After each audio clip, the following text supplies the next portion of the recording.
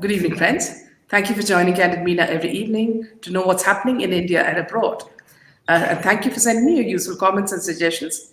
If you believe in this channel, do hit the like button and spread the message. Our only mission is to bring you the truth and both sides of the story. Thank you for your support. Today we have Dr. MR back with us after a long time. Welcome. Namaskar. I think all our friends have been missing you, MR.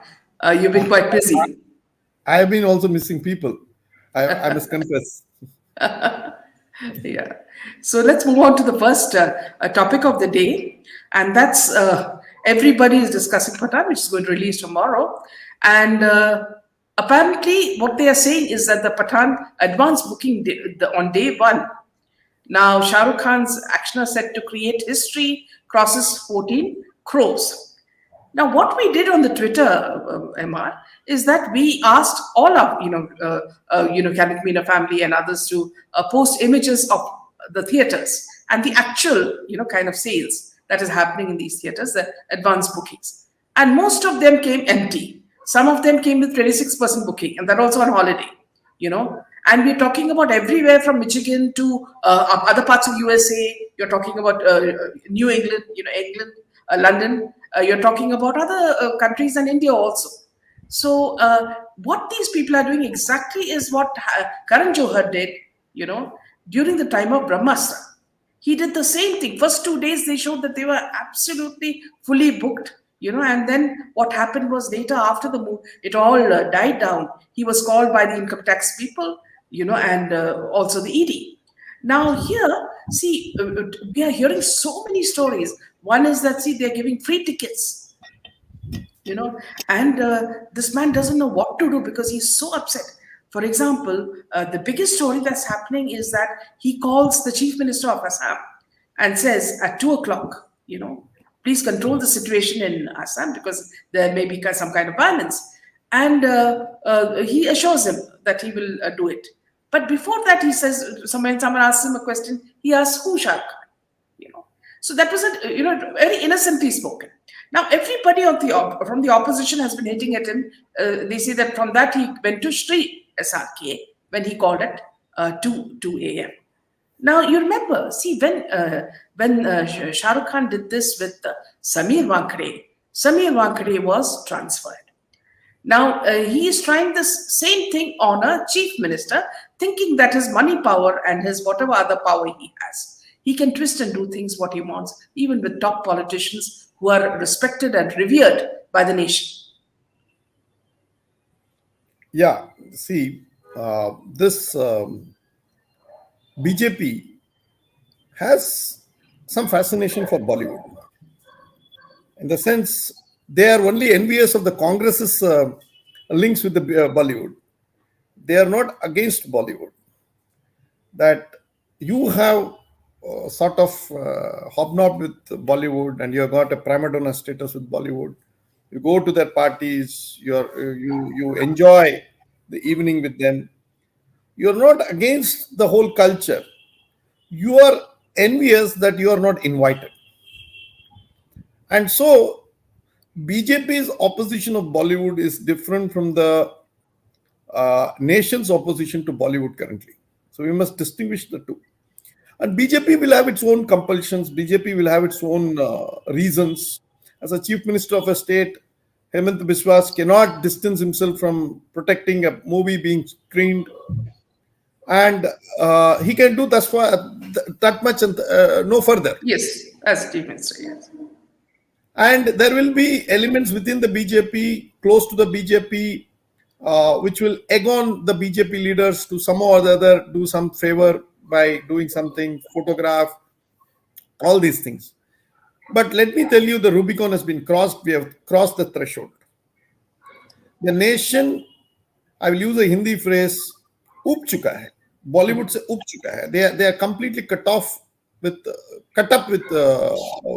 Bollywood, and they would like to cut off with Bollywood. Bollywood meant something, say, 20, 30 years back.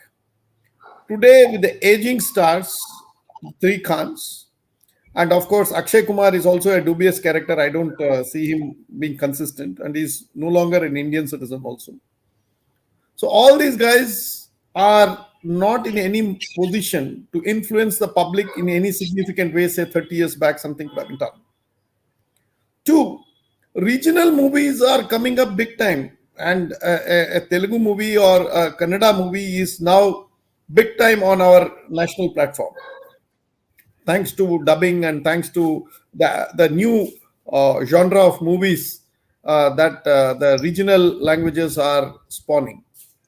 The third one, and the most critical one, is people like Gems of Bollywood handle, others have exposed the Bollywood stereotyping of Hindus. Yes. And in a movie like Sholay, when there are only two Muslims in that village, one is the father, one is the son. There is no mother also, but there is a mosque in that village. Yeah. But Hindus are invariably shown as the villains of the piece. They'll have a big tika, and they will invariably end up doing all sorts of antisocial things and anti-legitimate things. So, okay, once, twice, thrice, okay, it goes on. But you pigeonhole Hindus and make us believe that all villainy comes from Hinduism, especially Brahmin, Baniya, Kshatriya, Rajput. All the three were the caste Hindus were inevitably lampooned as some sort of avaricious people. And I think the country had come to a stage said, "To hell with Bollywood." The hell with Bollywood. This is the message that the Aam Janta is giving. Now you may make a great movie like RRR in Bollywood, which is beyond Bollywood. Karan Johar and his gang cannot make a movie like Kantara. It's beyond unke khopadi ke pare hai. They cannot do it. Okay. And even if they do Kantara, they will show somebody as a Muslim character in that village, or a Christian padri in that village, and secularize the whole thing and try to rationalize and things like that. And as Kamala Hassan said, my Kantara will be different. Obviously, your Kantara will have Marx or some pseudo Marxist in that. Whereas genuine movies like Kantara, RRR, Bahubali, all those things are not going to come from the Bollywood stable. And these are the movies which is going to increasingly represent the Indian ethos. Where it could be a Gujarati, could be a Bhojpuri, could be a Punjabi, could be a Bengali, could be a Tamil movie. All these are going to be the Bharatiya movies. Bollywood will be what it is. It will be relegated because it has lost relevance. It is what Congress Party is today. Congress Party is what Indian Union Muslim League was in 1947. So you make movies only for the Muslims. You pander to you try to take a movie like Pathan. Now, I don't know what is the storyline. I don't understand what it is. I don't watch movies. I can't sit down for 3 hours and watch a movie. But something like Kantara engrossed me. That's a different matter altogether. But this movie, Pathan and others, almost naked women, titillating the viewers with gross, trying to titillate your gross senses. All these things don't cut up with the audience anymore. They want to see real stories, real beautiful movies, and new storyline, new something. And most of the Bollywood movies are cut, copy, paste of Hollywood movies. Yes. Or Korean. In this case, they say Captain America, Marvel series. Yeah. So this goes on. So Brahmastra must be a cut, copy, paste or something.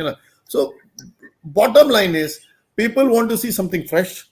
And more importantly, people want to see something Bharatiya. They don't want to see the secular nonsense.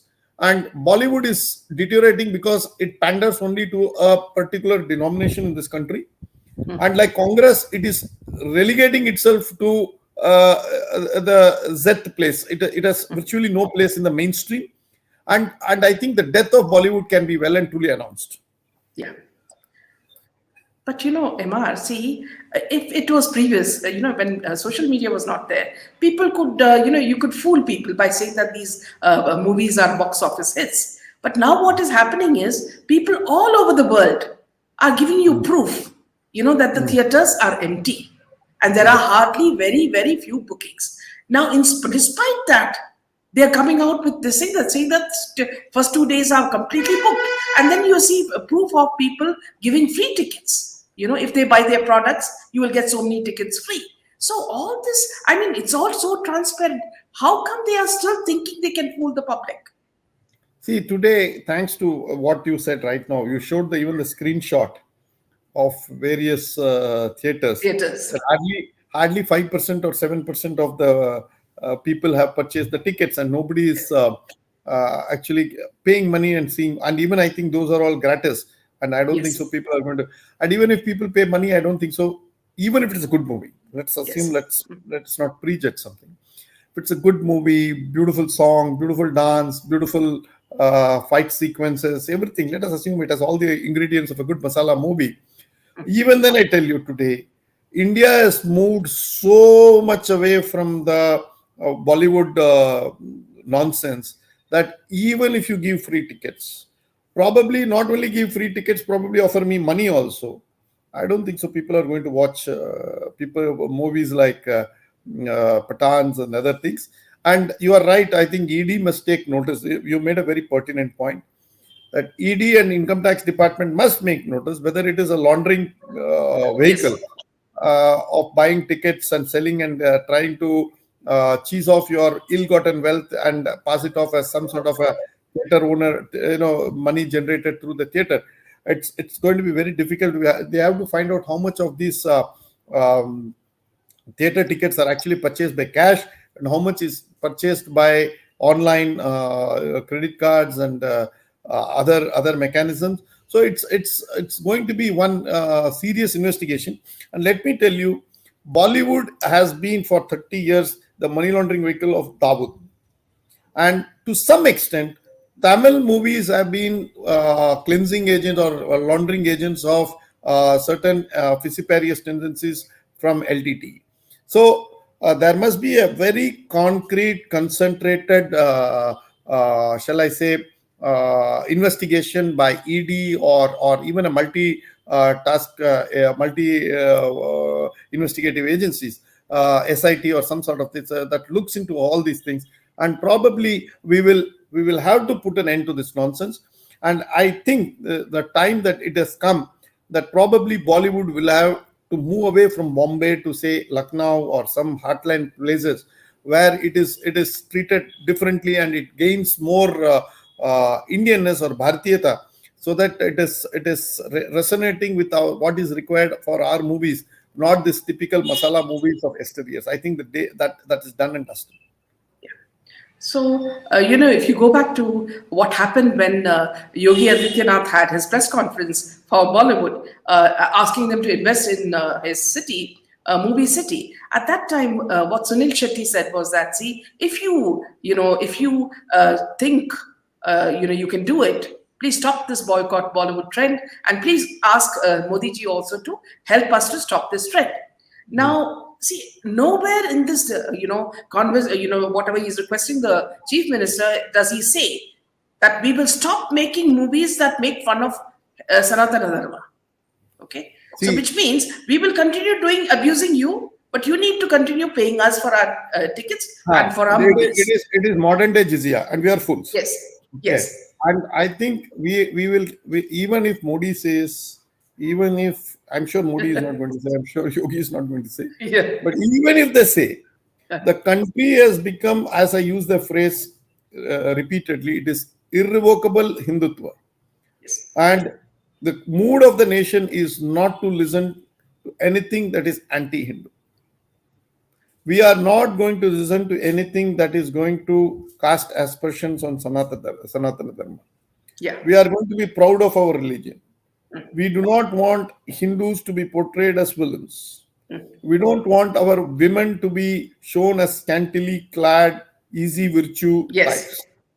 We want to respect our women. That doesn't mean only the mother character has to be respected. The heroine has to be shown as a normal grihani with full respect to her. Yes. Fully clothed and fully in all these heroines have to come with bindu. Yes. They have to have Hindu Hinduism cannot be lampooned. Every single belief, every single tradition has to be respected. You may follow it, you may not follow it. That I care to rat shit about it. But please ensure that they give us the full respect. We demand, and unless Bollywood does it, boycott Bollywood will continue, should continue, and I give a clarion call through your channel to all your viewers and lift your hand and say, boycott Bollywood. Let us finish them once and for all. Let us finish them. Yeah.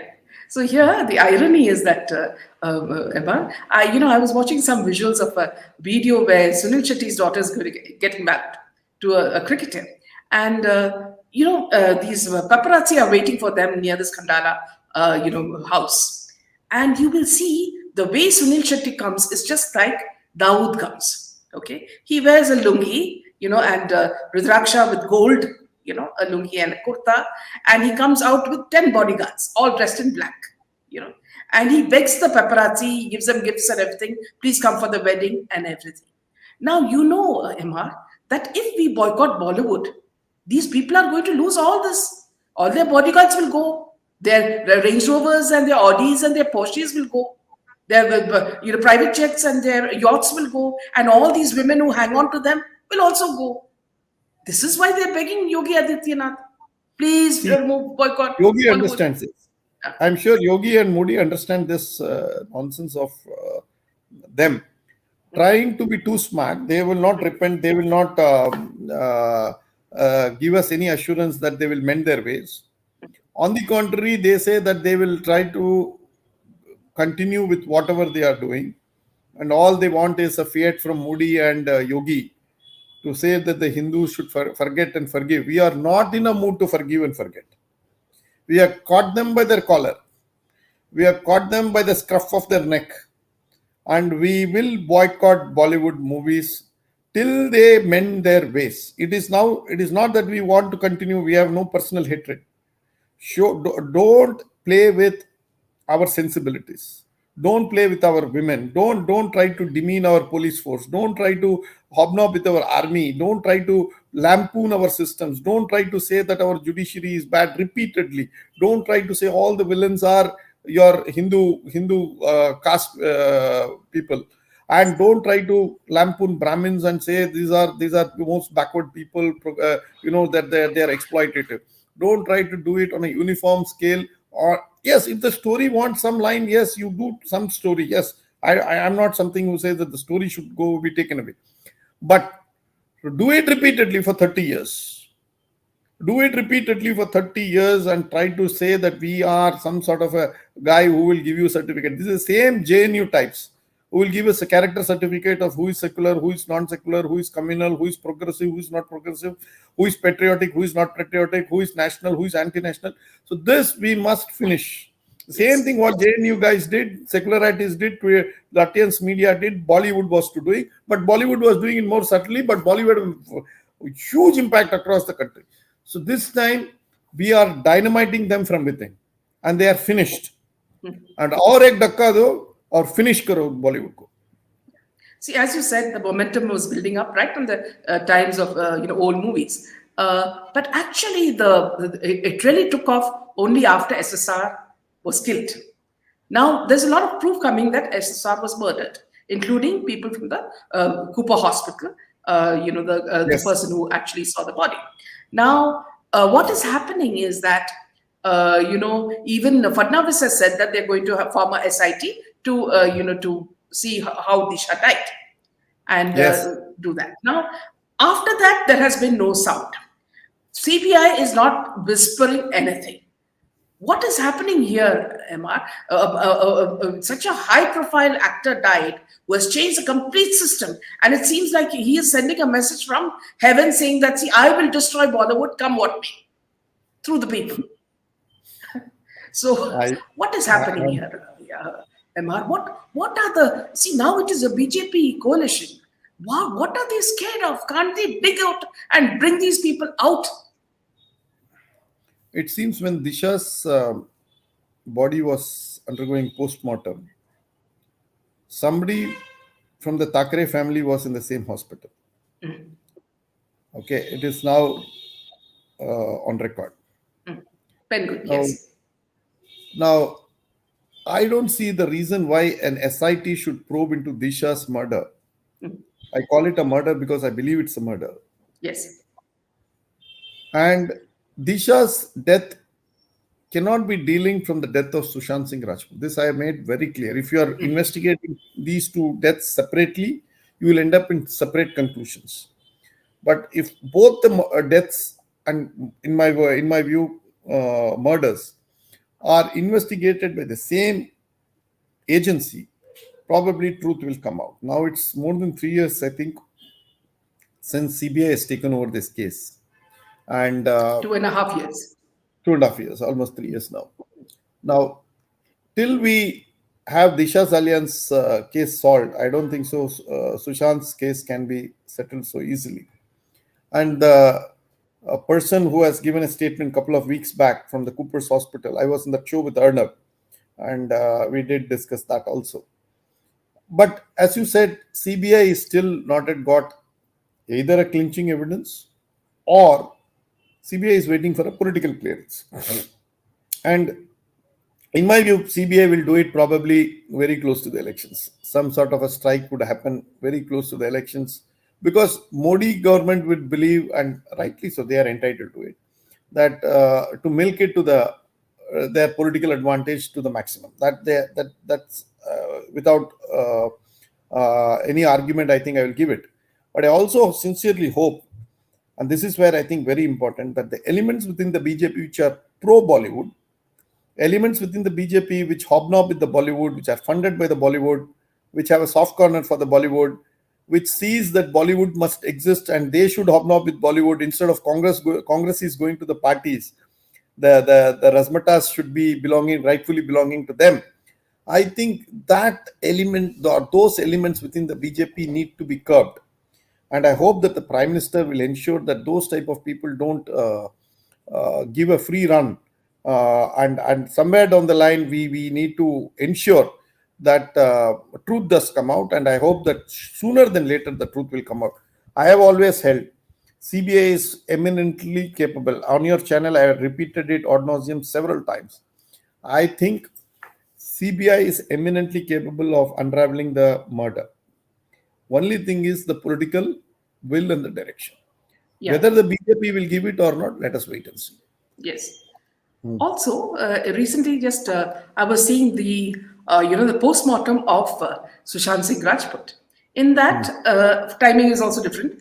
In that, they have shown the signatures of 5 doctors with their complete details. Now, when an attendant is telling that he was murdered, but they were told not to, take any video of the postmortem, why can't the CBI pull up these 5 doctors and ask them that your attendant is, saying this? You tell us the truth. What happened? See, Mina, it's very easy for you and I to speculate on what they should do. I'm sure they've done it. They would have called the doctors quietly and they would have asked them. I'm sure this guy who in the Cooper's Hospital came out in the public and gave some, suddenly out of the blue, he sprung and he gave something. These could all be trial balloons. See, CBI may be waiting for somebody, they would be waiting for somebody to speak. If a trial balloon like this is floated, somebody may get panic. Somebody may do something out of panic. So these are all investigative agencies with their old techniques of confusing people. So I would say wait. CBI has not closed the case. CBI has kept the case alive even today. So let us wait. But I would, if Fadnavis means business, either he must form the SIT, or better still, in my understanding, hand over the case to CBI. Because Disha's murder, along with Sushant's murder, has to be investigated. It cannot be one is investigated by the state police, one is investigated by the CBI. I don't think so. That is going to take us any far. Yeah, absolutely. Another question that one of the viewers is asking is that how come P. Gurus has come out with a book, a fictitious book on how Sushant Singh died and he was, murdered. What insight does he have? And not only that, the parents had specifically said that nothing, about SSR should come out by way of books or movies or, in any form. What is happening here? And why is Dr. Swami promoting it? See, it's a fictitious book. Once you say it is fiction, khatam. You can write anything. You can write anything. Obviously he's only putting in a view. Like I am putting a view, you are putting in a view in a news channel. And he's entitled to it, and I see nothing wrong. But the only thing that I have not read the book, so I will not comment about what is there or what is not there. But I sincerely hope that, and I had personal conversation with him also on this matter, and his view is that Sushant was murdered. Now, Sri Iyer's view is that Sushant is murdered. I am sure, I have not spoken to Dr. Swami on this, so I don't have a iota of doubt that what Swami will have in his mind may be approximating to what Mr. Iyer could be, that they are having two different views. And knowing Swami very well, he is his own man, he will have his own views. But having said this, there has been several instances where Dr. Swami has been pointing out that there has been something in this case as a murder.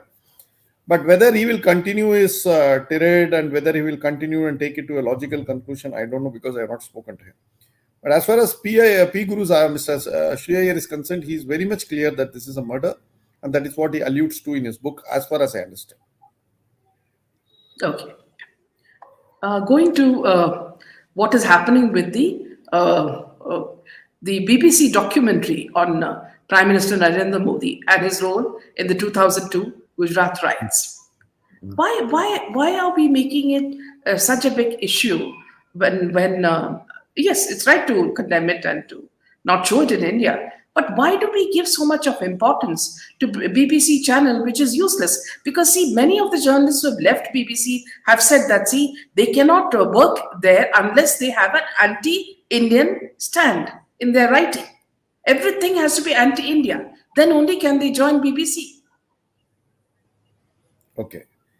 Now, answer to that is in the personality of Mr. Modi.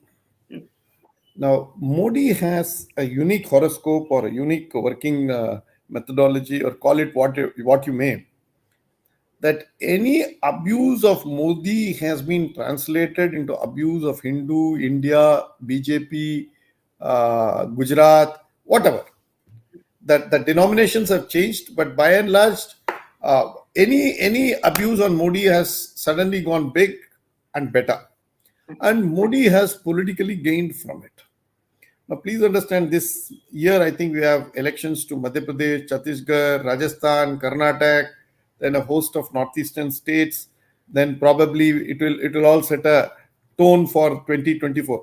And believe me, next year by this time, we would be looking at absolutely, we'll be looking at elections few weeks. So we are 52 weeks plus probably 10 weeks away. So 62 weeks.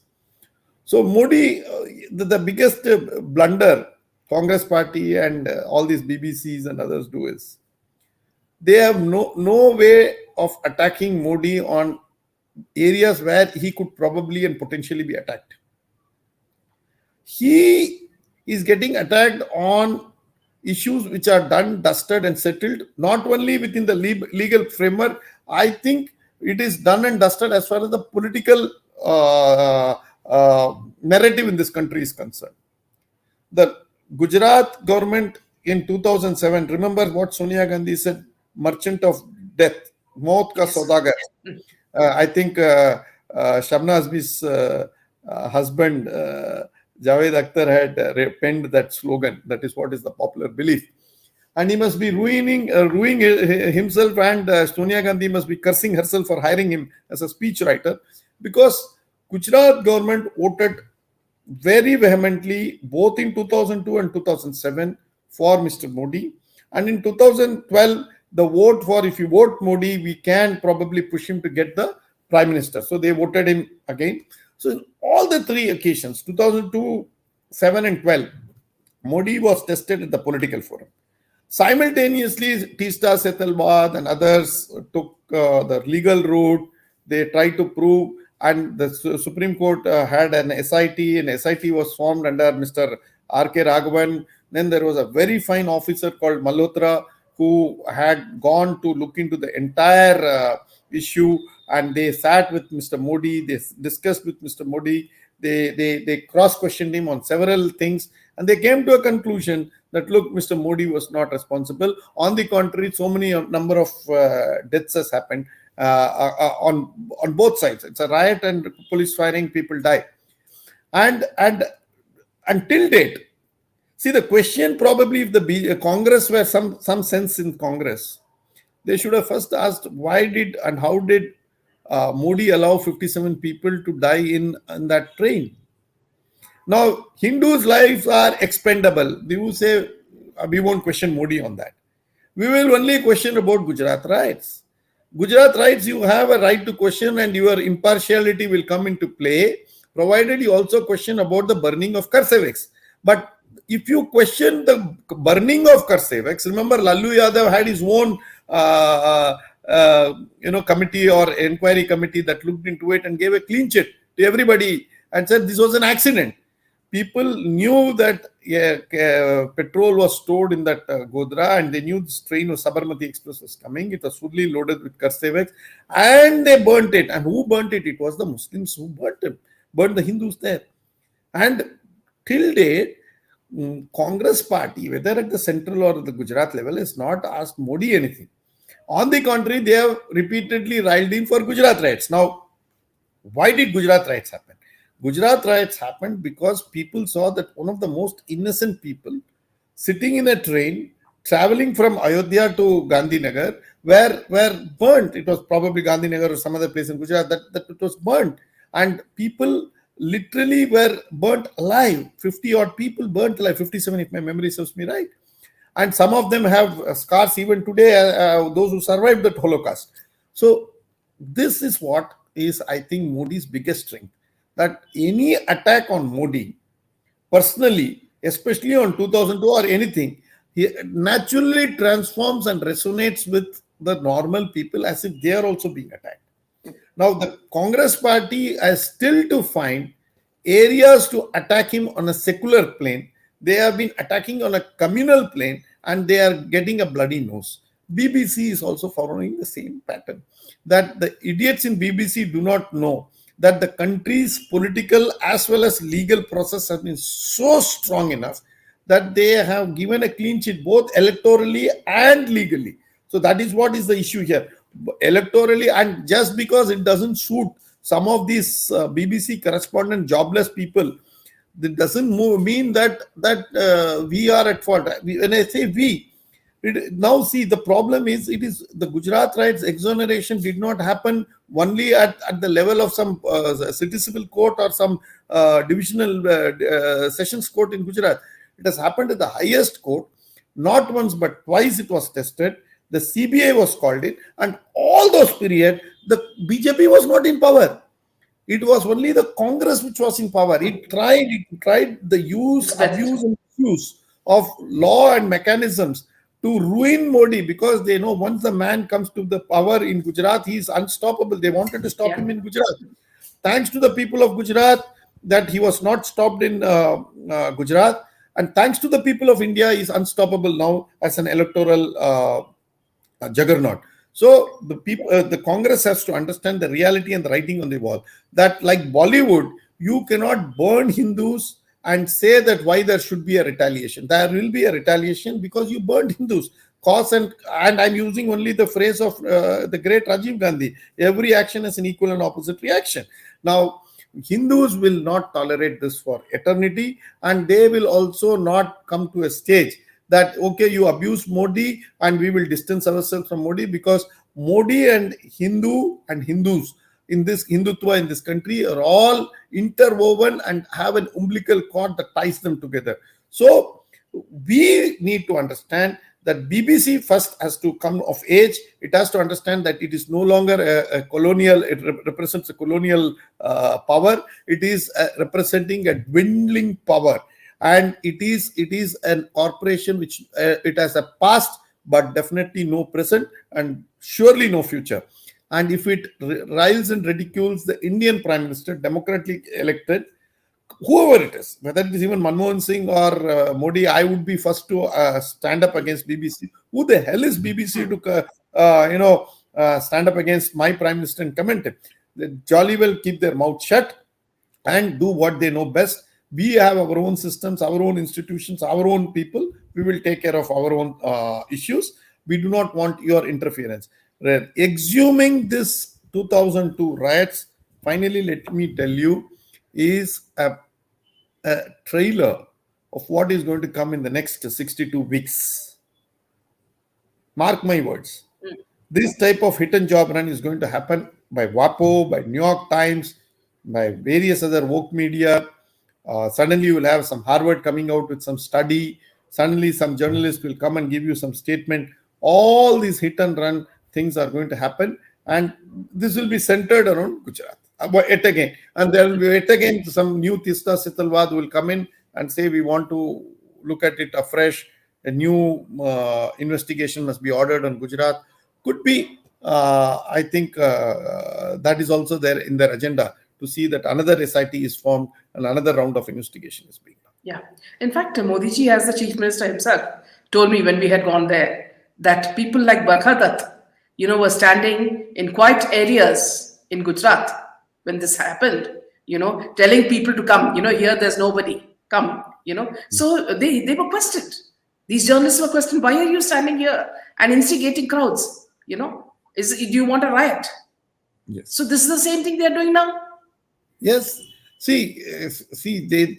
the point is, till say 2002, and that is a watermark, that a riot would polarize Muslims and give electoral benefit to the Congress. Post 2002, it polarizes and it also aggregates Hindus. And it has been, I won't say it has benefited BJP, but post 2000, there's not much of riots except that there has been terrorist bombing. But it has aggregated Hindus. And that is why I say that the Congress probably lost the political nerve by not taking a rightist stand at times. And by, even today, Digvijay Singh questions the Balakot strikes. Now, how stupid can you get? Now, I think Digvijay Singh has taken a vow either to bury, like Shakuni, Shakuni took a vow that he will finish the Kuru clan. Likewise, I think he has taken a vow somewhere. I think he has been personally slighted. I think he has taken a vow that he will finish the Gandhi Nehru Parivar. Or he must be an ISI agent. I am very sure that this man is not a loose cannon. He is doing it out of some very clear agenda. Devious. Such a evil guy I have never seen unless he has got some ulterior motive. And the only motive I can conjure of is that this Nehru Gandhi family must have insulted him and he has taken a vow on some Agni and said that I will finish this family. I would say that Digvijay Singh, the name Dig, also means he is digging the grave of Rahul Gandhi and Sonia Gandhi and Priyanka Gandhi. He is doing some phenomenal job of finishing Gandhi and Gandhi Nehru Parivar and the Congress. Now, these type of things is what riles Indians day in and day out. There are strict no-go areas as far as, you don't criticize the president of the country. You don't criticize the army. You don't lampoon the army. There are certain things that we want our institutions to be held sacrosanct, not brought into public debate. Now, Balakot, the army came in and said, we did the strike. Surgical strike, the army came in and said, this is what we have done. It was not Narendra Modi who came and said, it is not somebody else who came in and said. And when there was a mini issue that actually started going out of control, when wing commander, what is his name?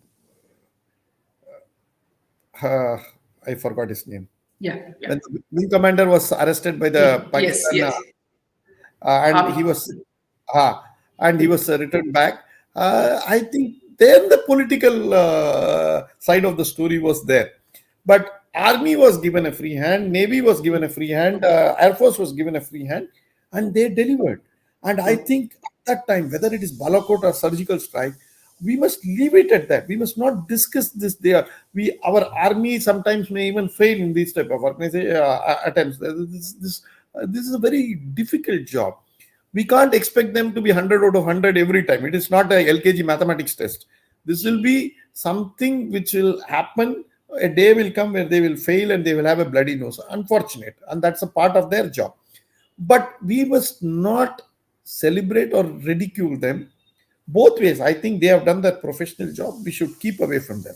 But if we are asking for proof from the army, I think that is something terrible. You have every right to ask every sort of questions to Narendra Modi. Digvijay Singh is entitled to ask any damn question of Modi. I have no issues on that. We are a democracy, we must ask. But we have not asked any question of the army or on its integrity. Please understand, it is questioning the army's integrity. Your army's man comes and spokesperson comes and tells us we have shot down something in Balakot. You must take it at face value. No, whether it is Uganda or America, nobody would question their army except these type of rampant idiots, lunatics, fools, anti-nationals, rogues, rascals in the Congress party, which is doing all these things. So Karthik is saying, yes, sir. Hope you saw how Jairam Ramesh whisked Jiggy Rajan away when the journalist was asking him questions on the surgical strikes. The tension was clear on Ramesh's face. Yeah, obviously, Jairam Ramesh's tension is palpable. And when something is questioned on China, you will see Digvijay Singh pushing away, Jairam Ramesh. So there are only two factions in Congress. One is the Chinese faction, one is the Pakistani faction. There is no Indian faction in the Congress. So they owe allegiance either to Pakistanis or the Chinese. And gosh, this party has entered into a MOU with the PLA. Please understand that is horrendous, and they must. I don't know why this government or the Congress party both have not made it public. In the name of transparency, I think we require that the Congress party, we must demand, just like boycott Bollywood, we must also make a demand of the Congress party to make the MOU public in the name of transparency. What they are doing is atrocious, and I think the Election Commission must also compel them to bring out this particular MOU. So what's happening in this Bharat Jodo Yatra? Now, Congress says that the aim is to unite India to come together and strengthen the nation. Now, from what we see, Rahul Gandhi is trying to don a completely different persona, that of a sage on a stage.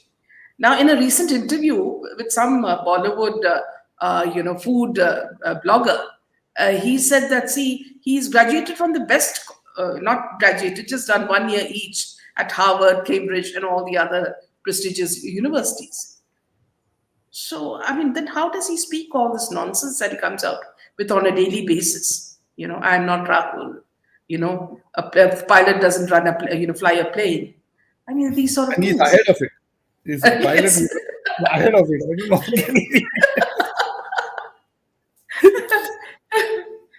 See, I always believe, and I told this to Arnab, my good friend, that Rahul Gandhi is nation's stand-up comedian,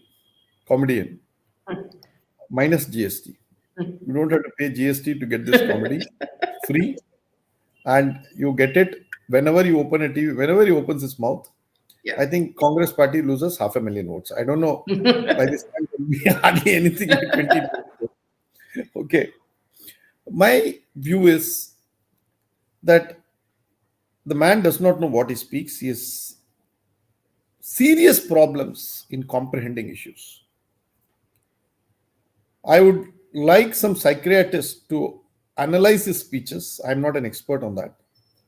But I'm sure they will throw a psychoanalysis of this man will demonstrate that there is some serious neurotic problem in this between his 2 years. And even today, I think he distinguishes between a tapasvi and a sannyasi. He says, I'm a tapasvi. Shiva was a tapasvi. RSS does not believe in Lord Shiva. RSS believe only in Jai Shri Ram, not Jai Shri Ram. And I don't know who are the idiots who masquerade as his tutors or his consultant or his advisors. I don't know which idiots. They must be bigger writers than this guy. Okay. All in all, though this is all good, laughable thing, one feels sorry that the Congress party, which must have played the role of a very strong opposition, is failing to do its role. And for that, it will be penalized very heavily. See, 2014, BJP won because of the perfidy of the Congress. That is one part. But BJP also did, so many of us within the BJP side and the right wingers did our own bit, in the sense some would have written a book, somebody went to the court on 2G, somebody fought on various issues on corruption, on mismanagement. So many things were done simultaneously. It was a multi-pronged war on the Congress, that the Congress could not know what is happening, and it lost. But if you see, again, somebody has to do a Kundali analysis of Narendra Modi. He must be the luckiest person on earth to have a party like Congress party as the opposition. Now, and even the Congress party, the vintage Congress party, would have done something. But what is happening today is they are giving the entire parliament on a platter to Narendra Modi. There is complete chaos there within the Congress party. And this Bharat Jodo Yatra probably has got some titillation for the Latvians media. And for instance, it happened 3 months back in Tamil Nadu and Kerala. We have lost track of Rahul Gandhi here. Sitting in Chennai, I'm sure you are in Karnataka, I'm sure you would also agree to this, that there is no connect left, in the sense there is no second or third wave that should have brought in, with no organization structure, with probably a couple of dozens of this caravans, luxury caravans that trail him. I think it is sheer waste of time. But as I concede, this is very good entertainment without GST. Yes. Enjoy till the party lost, and let us all enjoy this fun. Of course, it is time when it comes in 2024. I think the nation this time will give such a drubbing to the Congress. Because every time in the last 10 years, it has repeatedly hobnobbed with the anti-national forces. Now, you play wrong politics, that is one thing. But you play wrong politics with the enemies of the nation. That is not tolerated. This is what they are doing. And they are not giving us a chance to any normal citizen to even think of Congress as an alternative. When is Congress going to talk about anything as an alternative to the BJP? Now, I can tell you, we are on 24th. 7 days down the line, Madam Nirmala Sitharaman will present the budget. I can tell you what is the response of the Congress. It is anti-poor, it is pro-capitalist, nothing for the middle class, it is highly inflationary, fiscal deficit is not without any control. I can tell you, barring Manmohan Singh, nobody can ever talk about fiscal deficit in that party, to some extent Chidambaram. Chidambaram and Manmohan Singh will be the exceptions who may know something about fiscal deficit, revenue deficit, primary deficit, so on and so forth. But take a case, somebody like Digvijay Singh or Jairam Ramesh or Rahul Gandhi going to lampoon the budget, they would do as well today itself. Why wait till the budget? Because you already set a template. So this template responses to every damn thing. Opposing for the sake of opposition without knowing why you are opposing. In the process, opposing the nation instead of Narendra Modi's policies, programs, plans, whatever you want to do. And today you have got so conflated that you think Narendra Modi is the nation. And so you think the nation is voting Narendra Modi, so you hate the nation. And you don't have a viable alternative. What is your alternative? Are you going to give us an alternative, or are you going to say, no, we want to replace Narendra Modi with Rahul Gandhi? Is that the only thing that the Congress has? Nobody is interested. Nobody is interested in having this idiot as a, I'm sorry for the language, but that's what it is. But I think it is a very parliamentary language, that to have this gentleman as the next prime minister of this country. Okay. Vasuprata is asking Dr. Emavi, can you throw us some light of the global political changes, like some weird NZ who has resigned and Labour likely to power in UK? So whether the Labour likely to come to power in UK, I suspect, excepting London, the Conservatives are having a big hold on the rest of UK. Just like in the coast, the Democrats are having a significant hold. As you go interland, you will find that it is Republican Party. So this war is happening in several countries, and the idea of globalization, which was preceded by leftist ideas, and which is nothing but project Romanization of the yesteryears, went on and it has run its full circle. Today, no political leader uses the term globalization. Last 10 years, at least, I have not seen any leader of any significance, even in the Democratic Party, even in Labour, even in any of this loony left liberal parties across any country. Even the Congress party doesn't use the word. So you can understand to what extent has globalization died a natural death. So this New Zealand or UK, small islands where few 100,000 people live, can shift votes between Labour and Conservatives. But this is not going to happen in India. So don't try to extrapolate. And Jairam Ramesh now wants the Prime Minister to take sannyas. He says, like New Zealand Prime Minister, you should also quit. So Jairam has also gone out of mind. So his model is now the New Zealand Prime Minister who has quit, that lady who has quit. So he thinks that Narendra Modi, so they couldn't defeat Narendra Modi in the public. Yeah, so that's the only way. So they only want him to take sannyas. Only thing I gently reminded him in my Twitter, that the next man could be Yogi or Amit Shah, and they would make Modi look like a real saint. Because when they come in, they will have you for breakfast. Okay, so either of them, if they are going to be there, they will have you for breakfast. So, make your wish. Then you can't come back and say, "Oh, Modi aa jao, Modi aa jao." So Modi will not come back. So my view is that these type of things do happen. We should not bother about this and we should go on. Yeah. Martin is asking, what do you think of Pakistan economy falling big time and inflation? Yeah.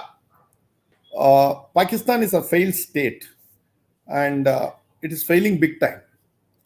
Now, whether it will implode, and it looks like there is going to be somebody who is I personally believe that anytime they can declare default, and it has got $8 billion of reserve, I think probably Reliance or Tata's may have more foreign exchange reserve on any day than Pakistan.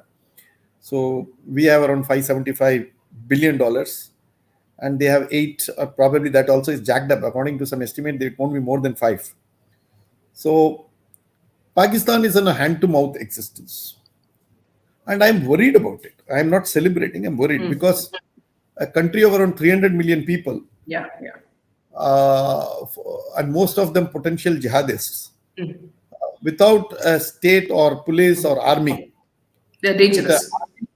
With an army which is a rogue army and can implode into 4 or 5 pieces. And this can happen by this evening. Let me tell you.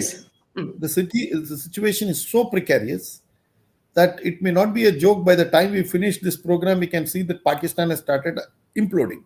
Yes. There is a set of people in Baloch who believe that this is the time to push for independence from Pakistan. Then there is the Taliban, which is gnawing at the vitals on the northeast frontier side, and they want that particular portion of Pakistan. POK, incidentally, now there is a huge rethink that whether we should give away our call for either being with Pakistan or even talk about Azad Kashmir, we should join the Indian Union. That thought is there. And that thought has been there for some time. Then, of course, the Punjab side, which is the last remnant of the Pakistanis. And of course, there is a Sindh side. Sindhu, they also want to have a Sindhu Desh. So they are all in utter chaos. And it may not be a very, though there is no direct evidence, or I can't give you any study that will give you this particular correlation. But Pakistan's slide as an economy began when we started demonetization. And last week, if you recall, when Arvind Mayaram has been named and his house was searched, was the finance secretary of this country. Now, to what extent we had become a banana republic under Manmohan Singh. Now, this man probably has done something which is unutterable. He was lax enough, from what I understand, in allowing certain companies to print Indian currency, and that I think was not properly verified. When you want to go and give a license, supposing I want to get a license in from say Karnataka and give my house address in Chennai, I'm sure the Bangalore guys are going to say, "How, sir, this is not matching." And they will not give me a license unless I give you some residential address in Karnataka. Simple thing. It was as simple as that nobody, RBI did not verify, Finance Ministry did not verify, and there were only thing was some divine providence that Pranab Mukherjee interfered and stopped that contract. Only that to be reversed when Chidambaram again became the finance minister. It is mind-numbing. It is mind-boggling and mind-benumbing that this is what is happened in this country. And coming back to this, that probably demonetization has a story which can never be told. That is why critics of the demonetization who are criticizing are the people who are usually the sympathizers of the ISI or the Chinese army, and which is basically the Congress party and the Communist party. They do not realize that there was a larger game plan and Modi must have calculated all these things. And despite its seeming lack of success, if you put in and see that the unraveling of the Pakistan economy, and also if you take that the fact that now Arvind Mayaram is booked by the CBI, and that is not going to be the end. There are going to be several people who will be probably brought into the FIR. It is going to be it tells me a story that has never been told about Indian fake currency racket that was done by blessings of certain people high up in the government of India. And that, I think, is the story of demonetization, which probably we will all come to know about it in a couple of years. Absolutely. So with that, I think that would be the last question. Just one thing, a little candid question. Somewhere in this whole I thought all your Bollywood, questions are candid. somewhere in this boycott Bollywood and this Bollywood movement and everything, somewhere I get the feeling that more evil than the underworld dons are some very top corporate people. See, Bombay is a city which is a confluence of media, corporate, politics, betting racket, sex racket. You have corporate czars. You have huge stock market money floating around. So there is intersection of several unwanted forces. And what one force can collaborate and cooperate with the other is indeterminate. It opens a billion possibilities. Who will work with whom in tandem and do what? Something that we can't imagine. That's what is happening. So is there a parallel government being run? No, the government is the parallel. This is the main thing. This mafia is the main thing in Bombay. Government is a residuary small, that like going and collecting hafta with some key fellows. All these things is left to the government. The main things like Bollywood, movies, IPL, betting, then corporate, stock market fixing, all these things are done by the big guys without let and fear of anybody. So that is what is Bombay. So what you say is eminently possible.